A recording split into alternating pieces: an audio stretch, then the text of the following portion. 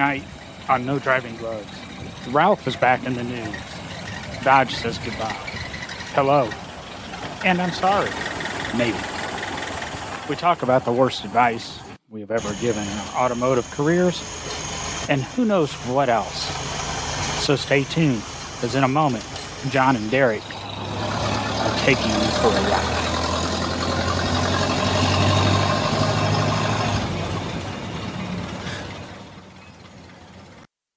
And it's John and Derek. Not bad for something I threw together in about 15 minutes. See, working on it. Put in some time in. Sounded like a Model A there.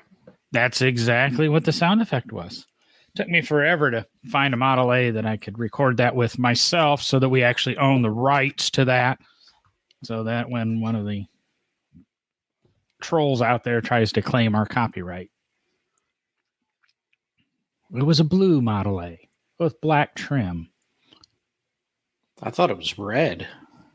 No, it was blue. I'm describing it so that Facebook knows that we recorded it ourselves. Gotcha. Yes. All right. Mm-hmm. I didn't crash this one either. Nice. So that's some of the best automotive advice I was ever given. When you're driving a Model T, any two pedals at the same time will stop it. Oh, yes. And quickly. Wish I would have known that before I hit that Model A that was due to be delivered to the customer the next day.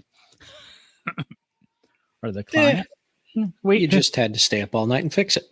Exactly. Instead of going home as soon as I pulled the Model T in, it was pull the Model T out, and I can't remember, 4-ish, 5-ish that happened, and I remember being there at 3:30, 4 o'clock in the morning. Yeah, so the fun stuff in life. It's what it's all about. Yes. I was going to do an electric car sound effect. Would have sounded just like that moment of silence there. Yeah, exactly. Except when I edit it, that moment of silence will have gone away. So pause your recorder or player right now for 3 seconds and then come back. And there's the moment of silence for when we did the electric car. Yeah, that's our new introduction. Yeah. So we could just do the tire noise. Just. Isn't that more like? Well, yeah. You know, I knew somebody that actually had a blog post at one point in time talking about how they and their friend almost got run over by a Prius in electric mode. That was like a dozen years ago or something. And I almost understand it now. But it's not. I mean, it's not hard to miss one. They're very, very quiet. I wonder whatever happened. I wonder whatever happened to the legislation that electric cars are required to emit noises when they drive. Oh, yeah. I don't know. Haven't followed up on that. I don't know what happened to legislation. I know we'll talk about electric cars making noise in a few news articles here. Mm-hmm. So, but lots of noise. You sent me one that brought the past back to the present. About our favorite auto manufacturer and an attorney. All wrapped up in a nice little bow, that present, isn't it? Yes. And fortunately, I found a place I can get the book that I want to read for free, and almost get it played to me audio. If I'm on a Wi-Fi connection, it doesn't play audio very well. If I'm on my 4G, 5G, whatever the hell my phone is, and my services. But so, do you want to sum up what Mr. Nader tried to throw out there this week, or tried to throw out, or did throw out? Well, he did throw out. I don't know to what level of success yet, but well, I mean, he's just he's calling them out, right? He's pointing out some issues like he did back in the day, and I'm just going to his wonderful quote here, at least what I like in his quote here. This nation, in other words, the United States, should not allow this malfunctioning software, which Tesla itself warns may do the wrong thing at the worst time, on the same streets where children walk to school. Together, we need to send an urgent message to the casualty-minded regulators that Americans must not be test dummies for a powerful, high-profile corporation and its celebrity CEO. No one is above the laws of manslaughter. I think he makes some good points. Oh, 100%. I mean, and that's the thing about Ralph Nader, though, is, legendary in automotive history for what he did back in the day. And we'll get into that on a future podcast, I'm sure. But he has always had valid points. He has always brought to light valid concerns about safety in the industry. And that's all he's doing here. He's bringing to the forefront an issue that Tesla has with their autonomous self-driving programming to the vehicles that they're offering, and basically saying, hey, look, this is not for lack of a better term here, this is not back to the 1930s and 40s and into the 50s of the automobile industry when it was kind of the wild, wild west. We're not trying to step back into that with new technology always comes issues. And he is simply pointing out, look, we went over this once. Like, there were safety issues in the industry. He and a number of other people called the industry out and got legislation moved through and things changed. So there's no reason we need to go back to having safety issues in the industry again, just because of new technology that we're experimenting with. You said that really complicated, like an educated person. Didn't somebody say that I could take something that was, needed to be like 10 words and turn it into 500? Well, isn't that the point? Well, if we're going to have an hour-long podcast, yeah. Well, I can throw some more content in here. I found another interesting article that we'll pop into because it kind of ties into this one too. Yes, Jason. Ralph Nader stopped riding in automobiles in the 1960s, so he lived. Actually, Jason commented. He said, "I didn't know Ralph Nader was still alive." Yeah, he's actually pretty active. He's in the mid 80s. And I was thinking, 62, 63, when he came out against the Corvair, it's about 60 years ago. What a way to bookend your career, really. Destroy one car. We don't know what's going to happen with his statements on Tesla, but try to destroy another. Yes. But so what did you find, John? Well, it's it's rekindled the desire to me. I was listening to Matt Farah months ago, and he was talking about that he tried to seek out Unsafe at Any Speed, which is Ralph Nader's legendary book. I didn't realize Ralph had written so many different books on various safety subjects. But you can't find a copy of this book. It's out of print, blah, blah, blah. You're going to pay $100 to get a copy. I found PDF copy on archives.org, and it's free.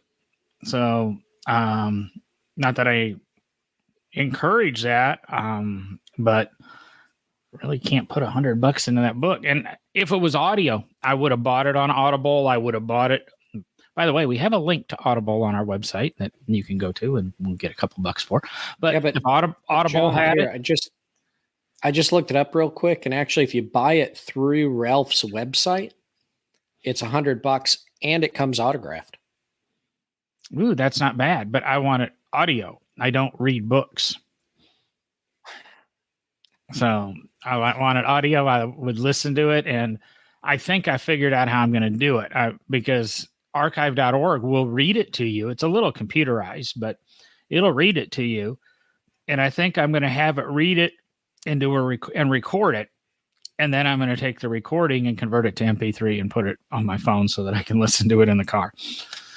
But once I get through that, we're going to sit down and we're going to talk a little bit about Ralph Nader and that, as Farrah talked about. And even Farrah thought, a lot of the stuff he brought up was reasonable. And it's kind of like we did when we talked about automotive subscriptions last week. A lot of comments and feedback on that episode. But what I want to say, I want to revisit it. I want to research it. Is what he did really evil? Yes. We get our safety pundits and, that's why all cars kind of look alike and we have all these regulations. It's why we have the National Highway Safety Institute. But is it as bad or is he as horrible as his legend has it? I don't know. Honestly, I don't know. Maybe he is. And I might even reach out to Farrah. We had him on the show a few years ago and see if he wants to sit down and have a conversation about Nader and unsafe at any speed, especially since Nader's injecting himself into the news now. So stay tuned. We are going to have an episode on Ralph Nader and that in the future. If you have any comments or anything about Nader, email them to us or message us, put it in the comments below, and we'll see what we can address. Well, and I think we can hopefully expand. That might have to be either a really deep dive show or maybe we expand that one because, Ralph got the notoriety, but there were a lot of other people involved in the automotive safety realm. So I think it could be one heck of a show. It's just Ralph. Nah. Oh. So that's kind of what we wanted to talk about with Ralph, but I just read an article, and where did it go here? I'm on my laptop tonight. I'm on the road tonight again, guys. Well, wait a second. You did talk about the part you found so interesting. You kind of got off track. No, mine's not directly related to Nader, but it's related to Tesla.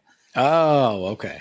And where did this quote go? Because it sure sounded like somebody else in the news. I don't want to get too political, but where's that quote that...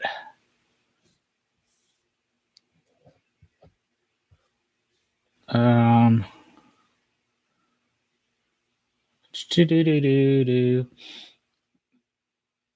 we go. What I can say is that the Cybertruck will be one hell of a product. It's going to be like a damn fine machine, Musk added. It kind of reminded me of somebody from recent memory. But a week or two ago, they were talking about the Cybertruck again, and Musk has now come out. Surprise, surprise. It's not going to start at $39,900. No. And he's using COVID and inflation as the excuse. Nobody foresaw the inflation that we're experiencing, and it's going to cause a rise in prices.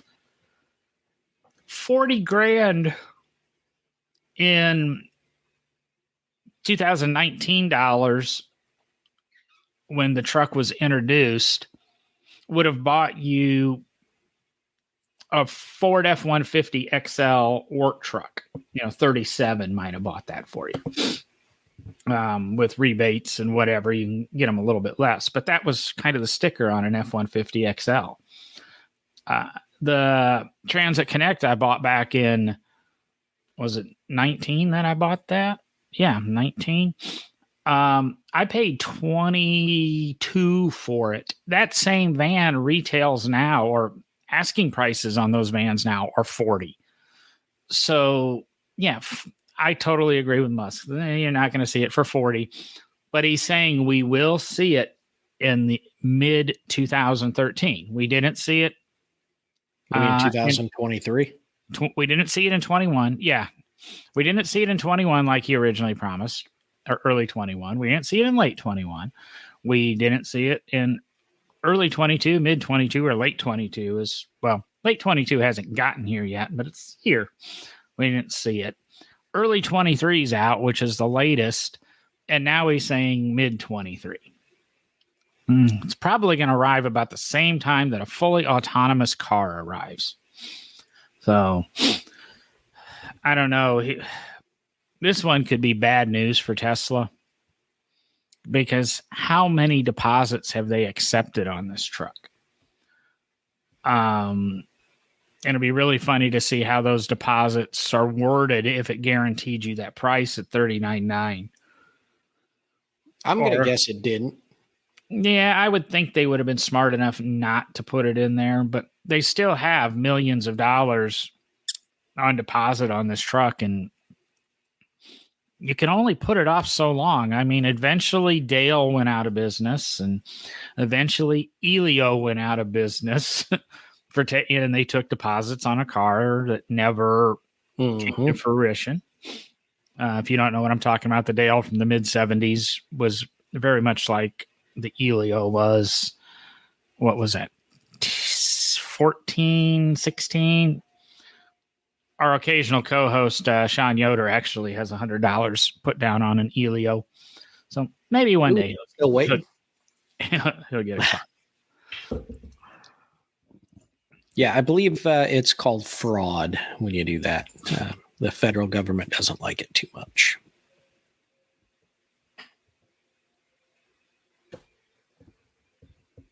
So it's going to be one fine truck, huh, John? Yeah, well, I like Jason's idea here. I will have to verify whether or not Unsafe at Any Speed is in the public domain, where I could actually sit down by my fireplace with a cigar and a cigar, or okay, so I was thinking cigar and a pipe. No, it would be a cigar in my case, and read Unsafe at Any Speed. Now, do you want me to read that out loud, or do you just want to sit there and watch me read it? Just sit there and watch you read it. Yeah, don't actually read it out loud. Then we don't have to worry about if it's in the public domain. True. It could just be watching John smoke a cigar and read a book. And I almost bought one of those outdoor fire pits for my balcony today. Maybe I'll have to go back and get it. It won't quite be the fireplace, but I'll sit there, overlook the lake with the ducks and the turtles and everything. And I'll put on my Speedo. Yeah, we won't broadcast that. We don't want to get in trouble. So what was another article I saw that I didn't get a chance, because I just saw it not that long ago, whether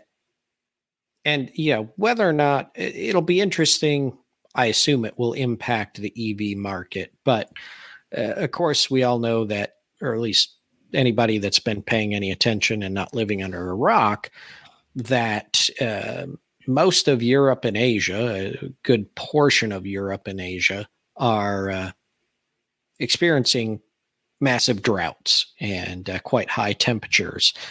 And I just saw an article not a couple hours ago that a couple of the major EV battery plants in, I think it was China, should have kept it pulled up. Anyway, I believe it's China, that are shutting down due to, basically no power, because the hydroelectric power generating plants aren't running right now because there's no water moving through the rivers. So that'll be interesting, because it's going to impact the supply chain even more, with them not producing the batteries and things that we need to power the vehicles. Yeah. But I don't have the article in front of me. It's on my PC at home. And I haven't read it completely, that they've,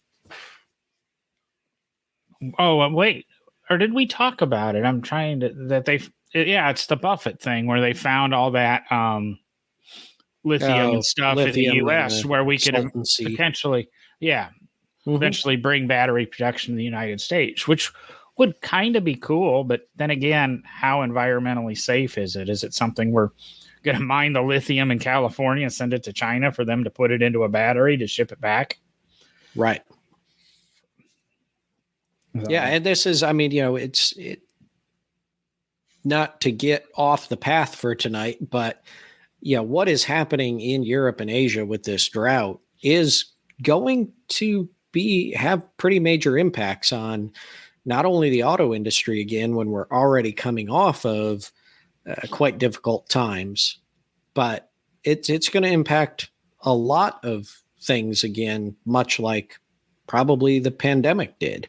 I was just reading up on some more of it today, that it's impacting business. It's impacting life over there because rivers are running absolutely dry in, parts of Europe. I noticed France, Spain, and Italy.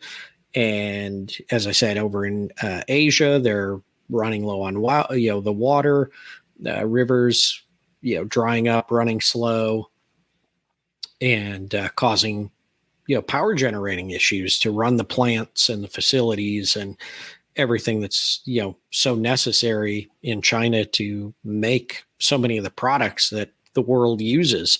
So no, don't I think we all hoped that it was going to get better, but I'm concerned.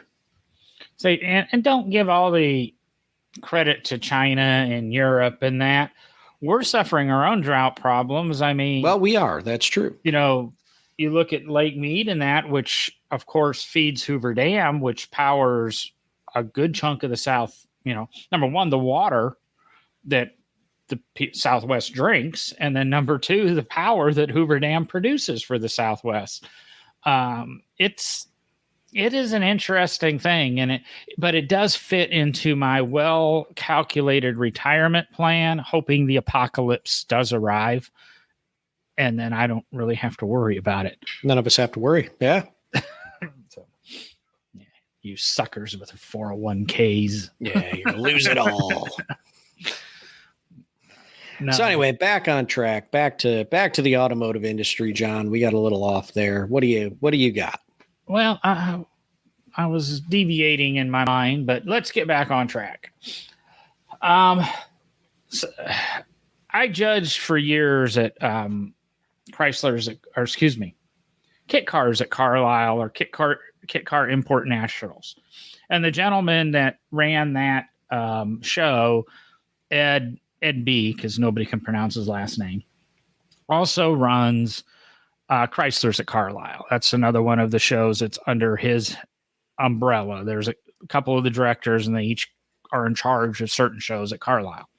They all work together on all the shows, but somebody's got to be accountable for what happens, and Ed's accountable for imports and Chrysler's at Carlisle, and he might have another show now too.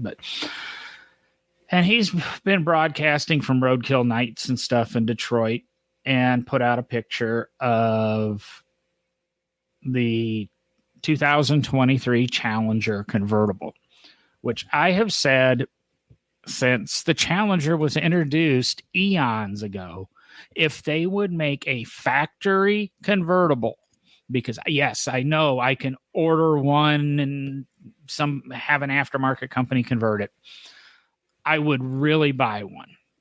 Well, now I like my Mini, and I really don't know. Yeah, just now is when I want to buy a V8 when I'm putting 4,000 miles a month on a car. But he had the picture of the Challenger convertible, which can be ordered through your dealer, which is then, I guess, the car's built by Chrysler and then shipped to a place in Florida that does the conversion, and you get it. So you get it with all factory warranty, et cetera, et cetera, et cetera, which I'm good with, because that's the way, the original Chrysler convertibles were done in the early 80s, and ASC did it for Ford for a lot of their convertibles. And that's the way when convertibles came back, it was not necessarily the factory making them, and it was done by a third party. And I'm good with that. And I'd still like to have a Strayman CRX convertible too. But I don't, I've lived in Alabama too long. I don't know if a convertible Challenger's for me. But that was the interesting one that kind of piqued my interest, because I could probably even get that in a 6-cylinder. But then they threw out everything else, because as well as the Challenger sells, as well as the Charger sells, and I can't believe they're pulling the plug on them. 2023 is the final year. And I kind of knew that, but I didn't think Stellantis would hold true with that. I figured they would just keep watching until sales, kind of hockey sticked in reverse. But 2023 is it. They've got 7 special models coming out, various horsepower, various trim. They still don't offer the damn car in Panther Pink. That's it. Panther Pink, Challenger convertible. Well, here's the thing, John. I would if you consider really if you want Panther Pink, just get order the car, get the convertible, and then just have it vinyl wrapped in Panther Pink. I mean, anymore you should complain about the color of a car. Vinyl wraps are so affordable and easy to do. But if you're bringing back, B5 blue, and if you're bringing back, I can't think of their name for purple all of a sudden again. And I did this the other day, forgot it. They're bringing back a lot of the vintage colors for this final run. And they even introduced or had a Challenger that was painted every color you can get a Challenger in, just like the old historic car. And I really hope Chrysler donates that to Tim Wellborn because he put together a CUDA that isn't, the stripe car. And that's what the paint chip car. Yeah. And that's what they replicated again. And I think Tim really deserves that car, whether Chrysler donates it to him or Tim convinces them to sell it to him, but it belongs at the Wellborn. But I don't know. We've got all these different versions of the Challenger coming out. The Charger, they're going away. They're talking about an E85 version coming out that's going to be the highest horsepower Challenger ever sold. Which I don't know, we're looking at 1,000 horsepower at that point. So, and I don't understand how they said a lot of things that sound cool, but when you really sit down to think about it, the logistics are a nightmare. Even if you can sit down and write a check for these cars, they're going to put out the allocation table. So you know what dealer is getting what car. Yay. If I haven't bought 40 cars from that dealer, I don't have a chance.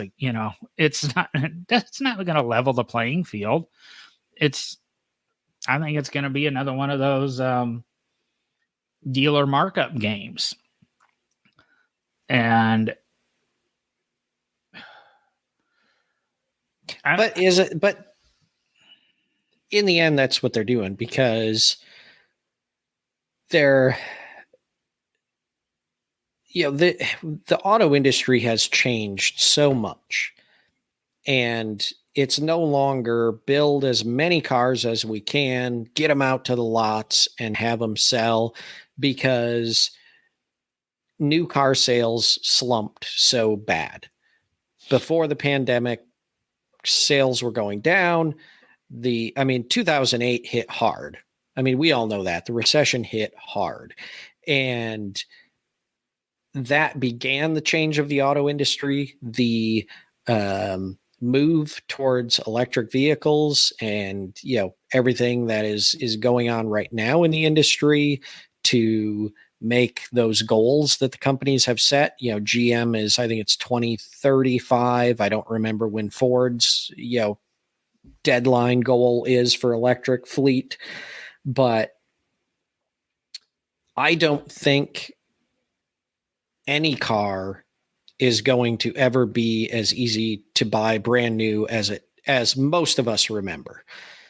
And it's not only everything that's impacted the industry so far, but it's also, and we've talked about it on the show before, a lot of the younger generations don't really care about driving, so they're not buying cars. So there's no reason to mass produce these things, send them out to the lots to have them sit and not sell, and moving to this allotment strategy like Corvette has been for many, many, many years. It is the new way of the world. And we've talked about that too. The dealerships are not going to really be what you think of. They're going to move to a much different system. Well, to me, it's still not getting into that dealership and availability and mass production. Stellantis is coming out with very special versions of these cars and allocating them to certain dealers and certain quantities to certain places. And that's all understandable and fine and dandy, but they're all going to be spoken for. That's been a lot of the chatter on a lot of the other car podcasts that I listen to is, we know Chrysler's or Dodge is ending production of these cars in 2023, but I want to buy the very last highest horsepower version. And how do I know what it is? Well, now they've kind of told us what all 7 cars are. And I guess those allocation tables are going to let you know when the cars are coming. And it sounds like they're going to throw you 7 at the same time. And you just got to pick which one you want and write the $100 and some $1,000 check for it. So, but I mean, it isn't that the way Ferrari does it? Isn't that the way? I mean, look at Ferrari. If you want to buy a certain Ferrari, you had to own, 3 or 4 other Ferraris before you can even touch. Well, to get a new Ferrari, you have to own a used Ferrari, basically, is what it comes down to. What was it when I think it was the Enzo came out? You had to like own in succession 3 other Ferraris before you could get the Enzo. Yep. And they did the same thing with the LaFerrari and some things like that. And this isn't even as close to that. And everybody's like, Dodge. I mean, it's just the way the industry is now. I don't know. I guess I see it differently. But then it came out and all of a sudden it's just hit everywhere today. It started to come out this morning, and then I started to see article after article this afternoon.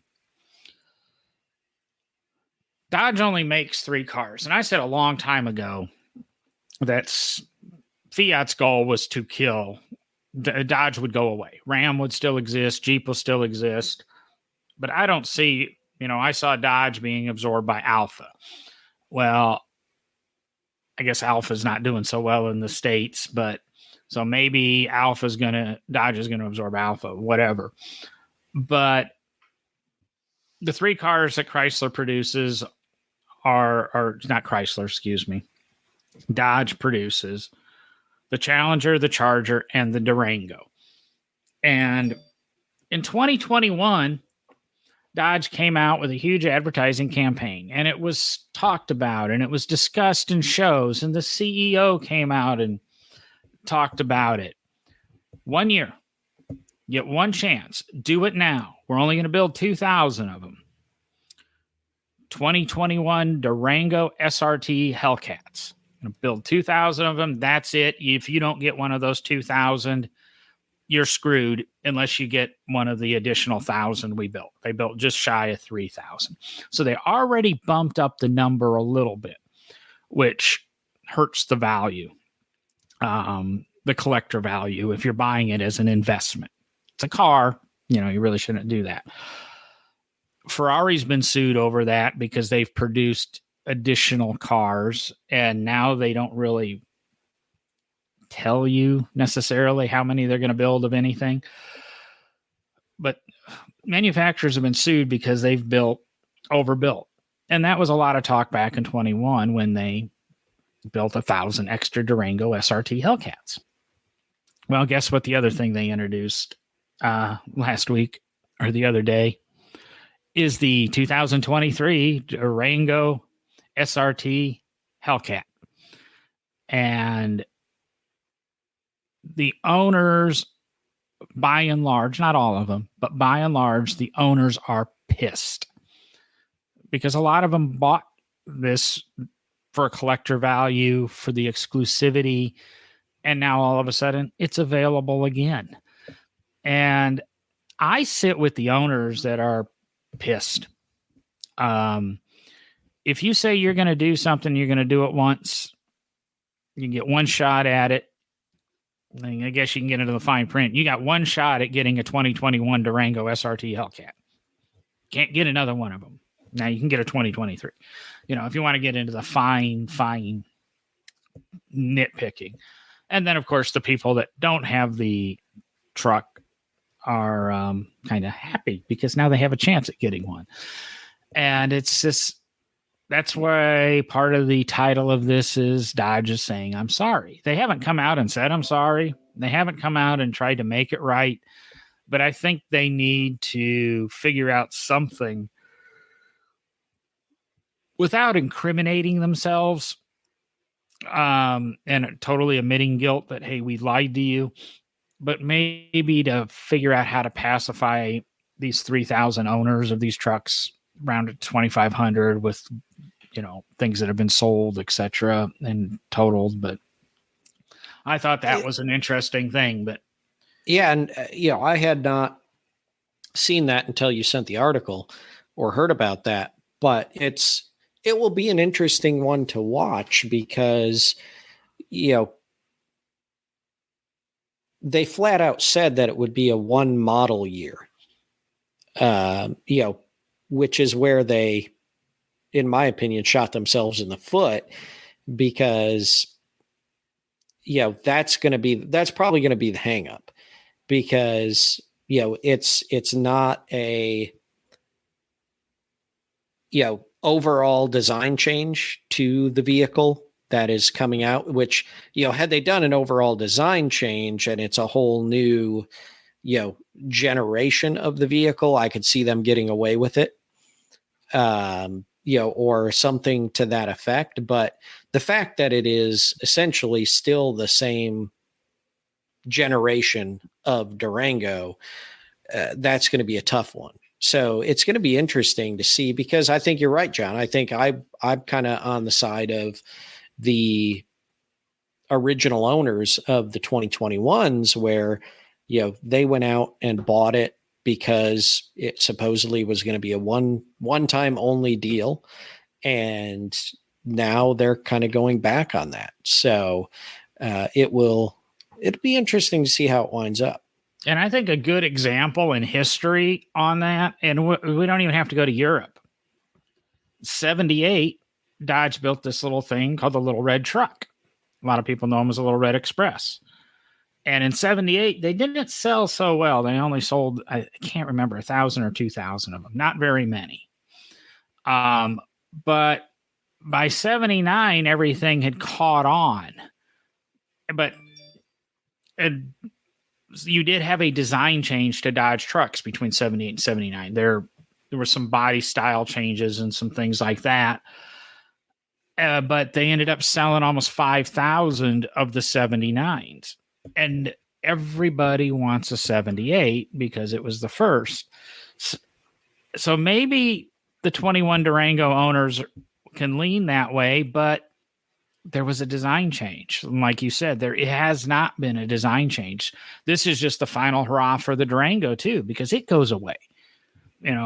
At the end of 2023, Dodge as we know it does not exist. I'm kind of really looking forward to some of the changes for 2024 Dodge, but I don't, some of the stuff they're doing, like I said, is cool. Some of it grabbing headlines, but I don't know if it's going to be the smoothest goodbye to gasoline with that division of Stellantis that they could have hoped for. Right. However, Jason said in the comments here, let's see here, about 15 minutes ago, why did they ever call a four-door a Charger? Never have understood that. No, because people don't buy two doors anymore. Yeah, exactly. But the car they're showing to replace to carry the Dodge banner into the future, ironically, is a two-door. That looks a hell of a lot like a 69 Charger. We talking about the new one they revealed? Yep. I can't remember what it's called though. I've got the article up here. I could change screens. The Hornet. Is it a Hornet? Yeah, I think it's the Hornet. All electric, 4-wheel drive, 0 to 60 in 3.5 seconds. It's going to make a Hellcat look like a Neon. I mean, It's really interesting that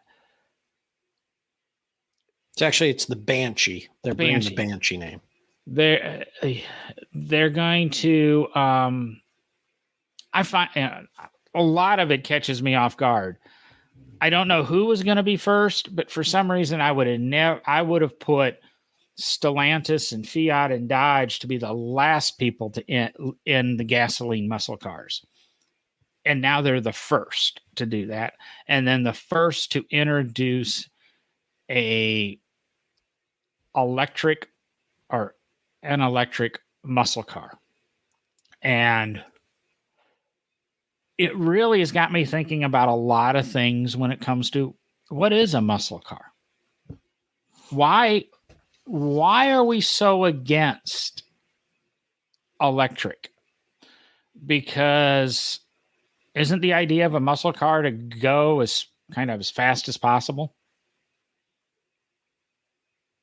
Yeah, pretty much. I mean, it's, go in a straight line. I mean, the quarter-mile drag race, feel fast, have performance. Right now, electric is kind of it. I mean, electric is king when it comes to acceleration, speed, overall top speed. But the problem in America is that the big hold off and pushback is that Americans like to drive long distances, and limited range is what everybody gets hung up on. And like I say, I don't think range should be a problem anymore now that we've got electric cars that go 450, 600 miles on a charge. Lucid, I'm talking to you. And I saw a Lucid the other day, finally. Really love that sucker. Right. And but that's if you're driving economically, right? No.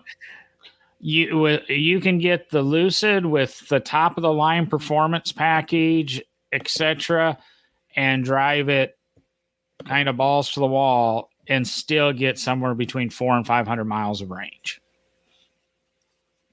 All right. Well, that's impressive. I'll give them that. If you drive it conservatively, then obviously you're going to go a little bit farther. But but you're saying range. I don't know very many people who road trip their, Hemi Cudas that, road trip their 302 Camaros. Well, there's a lot of them out. I think there's a lot more than you would think. I mean, specifically, I'm thinking about, because I was so ingrained in it for so long, the Corvette community. The Corvette community, if they're going, a lot of Corvette owners drive their Corvette across the country.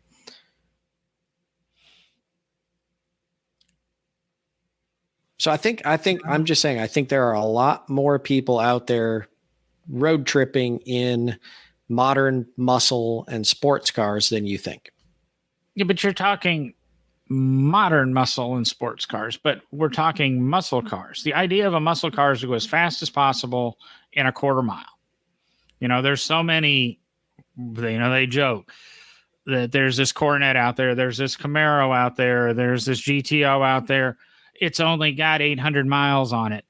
Yeah. It's 3,200 trips, but it's 800 miles because they're all done at a quarter mile at a time. Yeah. Okay. But how many of the modern muscle cars are actually being raced like that?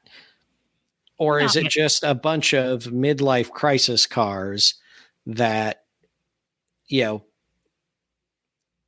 guys are buying and ladies are buying and whatever, and they're just driving them around kind of as the family car just because they look good. Yeah, but how many people are hopping into their I'll even go Charger Hellcat and driving 700-800 miles cross country. Most of those people are leaving the Hellcat at home and taking their SUV.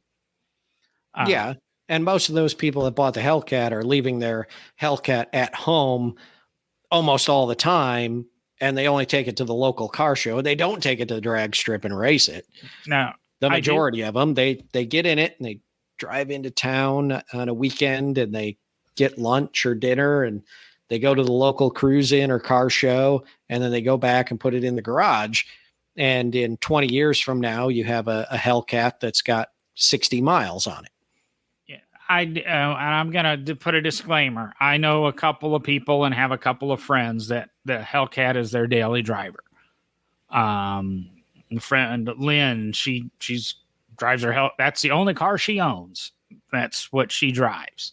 So there are the people like that, but I just don't understand why people hate the electric so much. And I think this new thing from Dodge maybe will sway some people. And I guess when they first announced it, the initial complaints were, well, it doesn't make noise.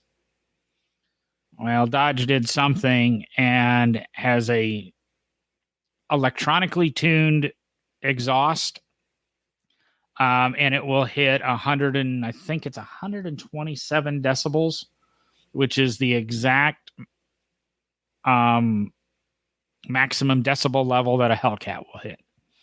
So they've even added the noise to the car. The difference is, I think you can turn it, you'll turn on this car on in the morning in your subdivision and have it silent. And then when you finally get out of your subdivision and head into work, you can turn it on and make it noisy and not piss off your neighbors. Now, I know half of us, that's the fun thing to do, is just to piss off our neighbors. But, I think they've even solved that. But that's not even a big leap forward in any kind of technological development. I mean, most modern cars have some type of electronic, sound pumped through the speakers, or even your, exhaust tuning when you switch from sport mode to track mode to this or that. Some of it is, electronically controlled baffles, but some of that is also electronic noise. And I'm glad you said that, because not a lot of people are aware that happens. And I'm sure, majority of our listeners know that, but so big deal if it's an electronic noise. The car still is making noise and it's producing it, and what you're hearing is what you want to hear. So I don't know. I think the new car looks good. We all know that I don't mind electric cars. I see them as an alternative to whatever's out, whatever you want to drive. I'm not against them. I'm not 100% for them. They're not necessarily the answer. I've got an article I'll probably have to get into next week that BMW's now got a couple of hydrogen cars, and we've talked about Toyota getting into the hydrogen game. So electric might not be the answer. It might be the stopgap. That's true. Bob just commented, has an interesting, it made me think of something actually.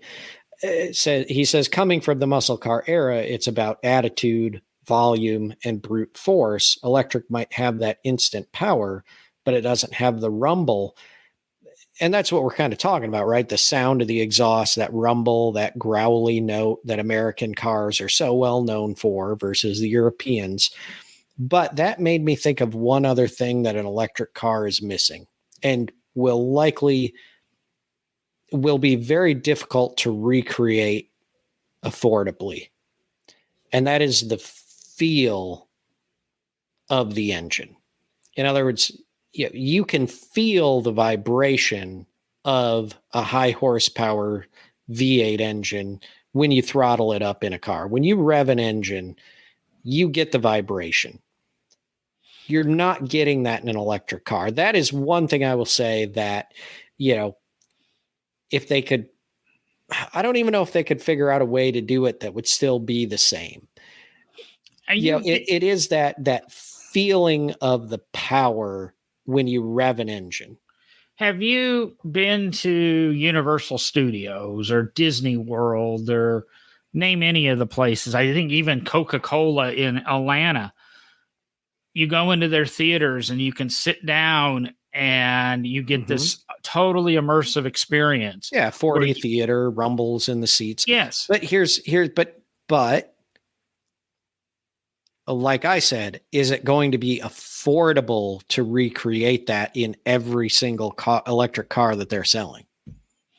To put all of that equipment into cars to make them vibrate like that? If you're buying the Banshee, it's going to be part of the package. I mean, it's going to be built into the price. But is it going to be a subscription that you can turn on and off? Quite possibly. But I believe it'll be built in, and it's really there already. I mean, with subwoofers and under-seat speakers and in-seat speakers, and between the speaker system and then maybe the seat massage, you could really reproduce that rumble inside the car. I know what you're kind of saying outside the car, and you could do it, but I don't think you could do it practically. A friend of mine used to own a Shelby 1000. It's one of 8 I think they ever built. It's now owned by the Barber Museum. It was donated to them a year or 2 ago. But he brought that to lunch one day. And I've never been a huge exhaust note fan. But we're sitting inside in the restaurant and we're all eating, and he arrived late like he always does. That whole building shook because of the exhaust note on that car at idle. Hard to say what it would do at full throttle, but just when he rolled into the parking lot and pulled into his parking spot, that restaurant shook. The tables vibrated. And yeah, I'll give you that. You might not be able to reproduce that with an electric car. There you go. Boom. But in looking at the new Banshee, it's got the coolest little thing on it. And I think the drive.com even commented on it. And they probably said, you never really thought about it, but Stellantis has had the balls to introduce the first electric muscle car for the road and include a front wing on it. And if you think back to Cannonball Run, the Lamborghini that had the wing on the front and the back, and that the new Banshee has that integrated with the grill, because the hood kind of slopes down and the top bar of the grill that goes across is separated from the hood. So that's actually been designed as a wing. And you can't really tell me too many other cars out there that have a visible front wing on them that are sold really as a driver. I mean, we've got the splitters and stuff, but is there anything else out there that has a front wing on it? Nothing I'm coming up with right off top. I'll be honest, the Lamborghini's the only thing I can think of, and that really wasn't even a factory option. That was just an add-on thing. Here's my one take on this, though. Well, maybe 2 takes. Number one, when you get a chance, to the listeners, Google this. Take a look at the 2023 Dodge Charger Daytona SRT concept. That is the full name they're calling the concept car. And they're using the Banshee nickname because that's what they're calling the 800-volt drivetrain that is in it, with all-wheel drive and an erupt multi-speed transmission. But just looking at it, it's a decent looking car. I think the styling's a little off in the back section of the car. The rear window looks a little long for what the Charger was. But I think the big thing that sticks out to me, John, is they're calling this a Dodge. right? Mm-hmm.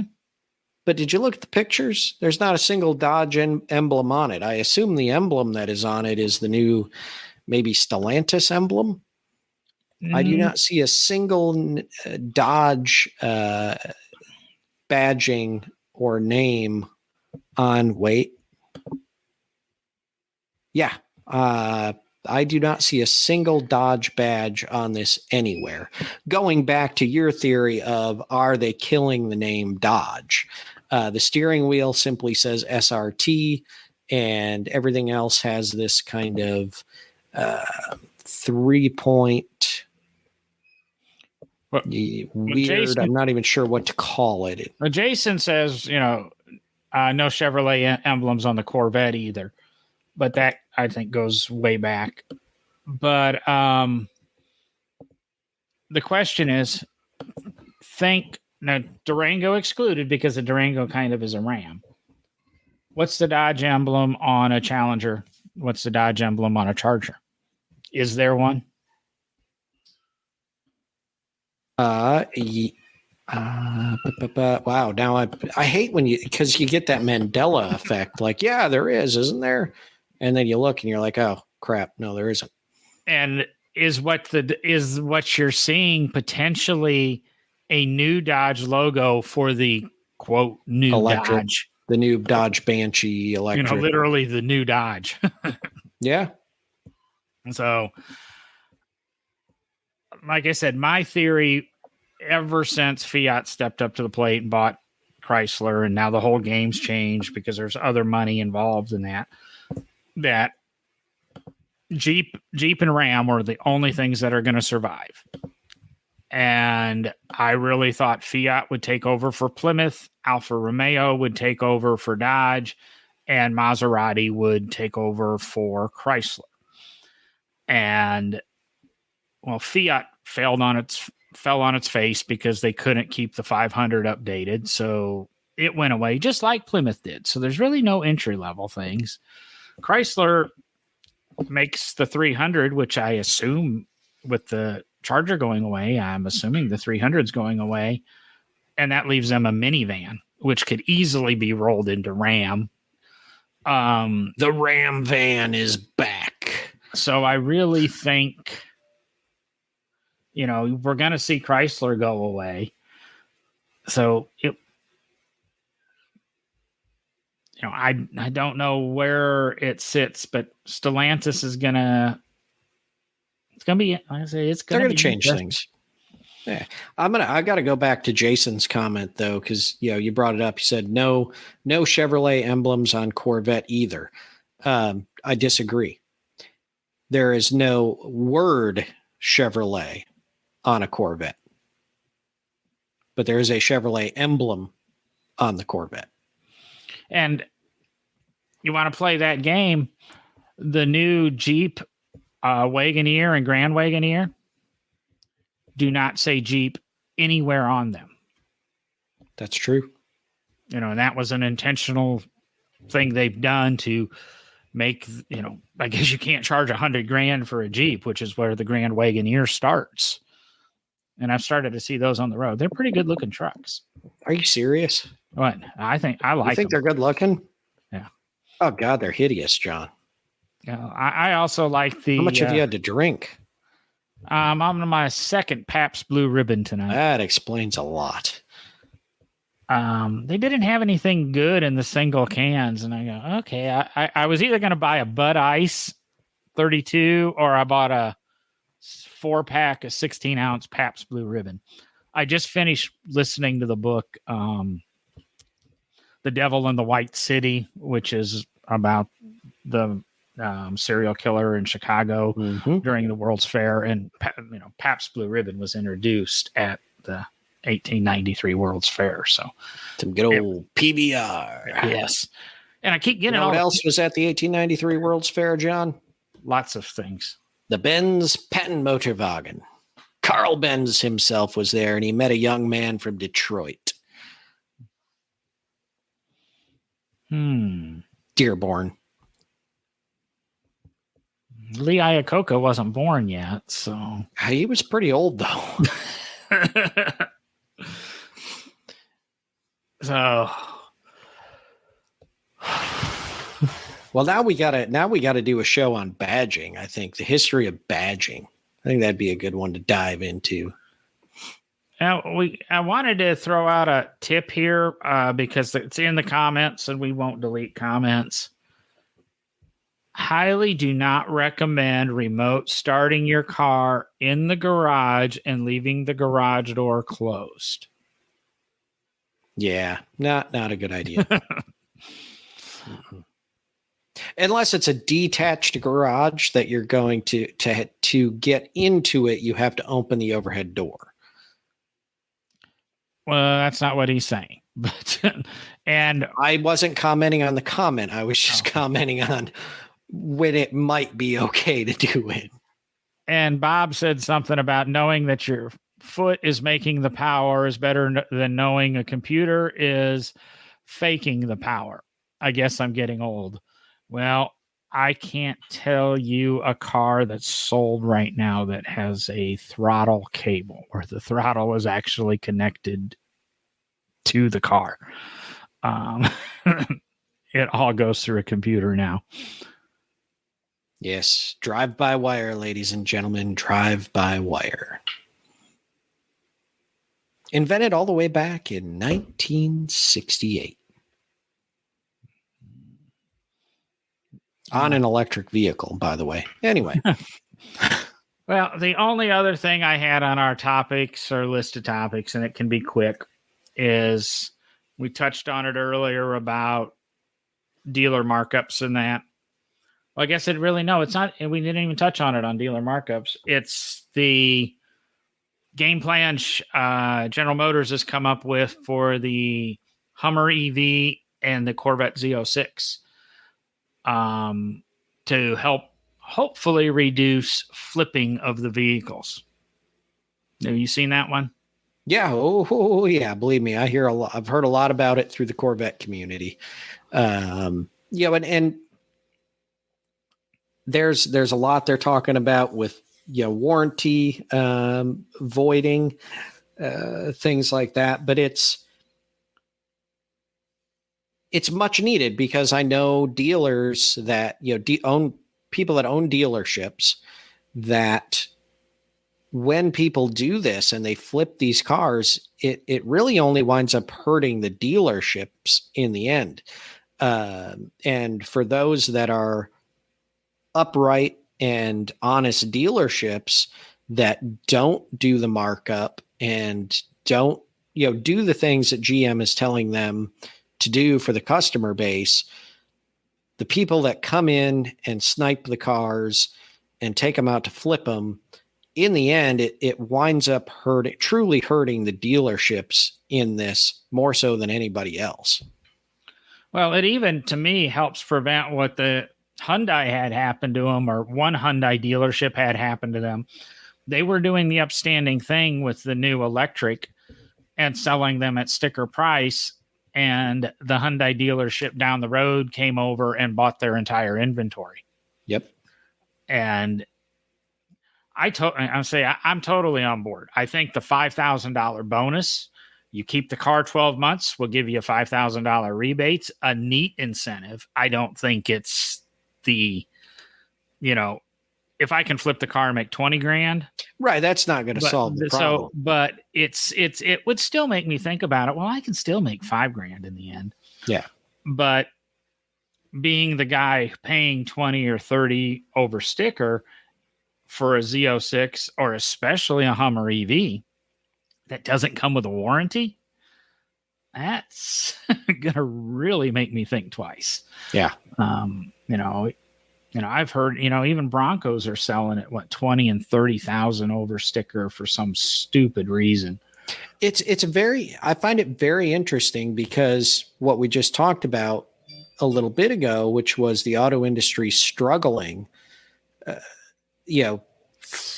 really for kind of a long time, Americans have kind of been lackluster on the vehicles we've been turning out from the auto industry.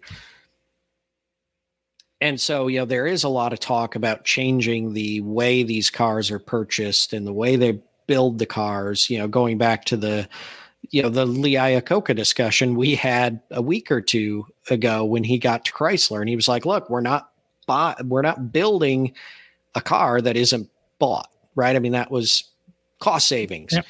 Yep. But now it seems like all of the sudden, they're starting to change the dynamic of the way they do things, but then also building cars that it seems like every American wants. The new mid-engine Corvette, the Bronco, some of the EVs coming out, the Hummer EV, the cars you're talking about. Everybody's like, man, I want one of those, so I'm going to go pay $20,000 over sticker. Like, how did we get to this point where we're at this convergence of issues in the industry that are lining up the way they are? It's really a topic for another day, because I was talking to somebody last night about he has a car that is leaking basically coolant into the number one cylinder. And the dealer has told him that, that's a common problem with that car, and we highly recommend a new motor as opposed to changing the head gasket. I don't know which is right there. I don't know too much about the problem, but now he's in this dilemma of wanting to buy another car, and he's going, somebody threw out electric, and